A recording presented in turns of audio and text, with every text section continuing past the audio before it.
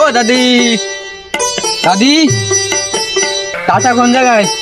তোমার চাচা তো এই ভর দুপুর বেলায় মাঠে গেছে, ও তো বাড়ি থাকে না। আজ কদিন দেখতেছি, দেখো দিন ও কি ফেরা, ও তো বাড়ি ফিরতেছ না। আচ্ছা দেখছি যে বাড়ি থাকার ব্যবস্থা করতে। আচ্ছা যাও। ছোট ভাই, আমার চাচাকে একটু চেষ্টা করতে হবে। কেন, কি হয়েছে? ও তো ঈদের দিন তো আমার তো বোনাস দেয়নি, আর আমার কাছে উল্টারও বোনাস নিয়েছে। নিয়ে কি করেছে জানো? ওই এক মাতারি সে টাকা দিয়ে গিফট কিনে দিয়েছে, কিন্তু তারপরেও ওই মাতারি আমার চাচাকে টাকা দিয়েছে, আমার সে টাকা দিইনি। ও বুঝতে পারি যাও, সেদিন ওকে চেষ্টা করতে হবে। আচ্ছা চলেন তাহলে, আপনার চাচা দেখুন এমনি গেল। আচ্ছা চলো যাই। মনে পাবান সে বুড়ো ভাবে, তাই কদিন আগে। হ্যাঁ ভাই, দাও দাও দাও, ওই যে তোমার চাচা ঘাস কাটতেছে। ঠিক আছে তাহলে চলে এই বাড়িতে যাই আমরা দুজন।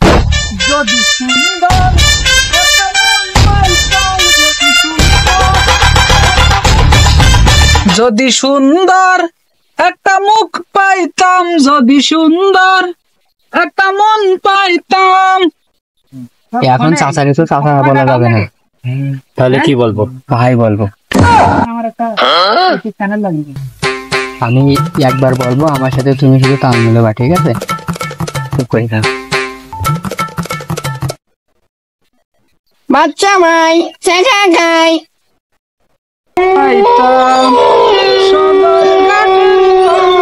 খিলি তারে বানাইকা। কিরে, যেটা শুনলাম মনে এলো না, মনের ভুল।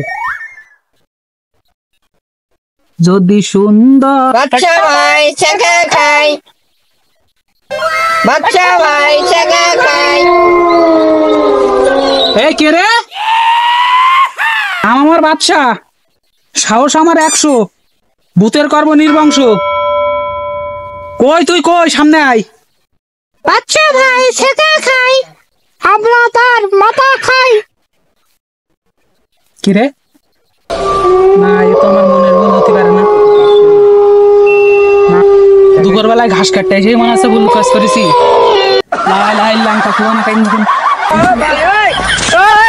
বাচ্চা এখন পড়লে হবে না, দৌড়ো। কি করে? সে বুড়ো বাম দৌড় মেরেছে, চলো ওর আগে দিয়ে আমরা ওই বিরিদির ঘরে দাঁড়াই।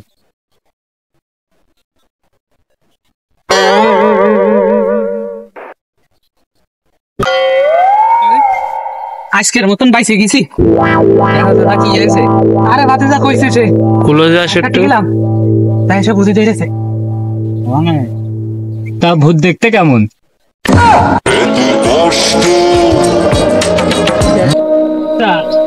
দেখিনি, কিন্তু গলা অনেক বড়। কোন রকম একটা থাপড় মেরে আমি চলে আইছি। তুই তো জানিস যে আমি ভূতের একদম ভয় পাই। তুমি তো দেখতেছো ভয়টা কাঁদতে চাও, চলো বাড়ি নিয়ে যাই।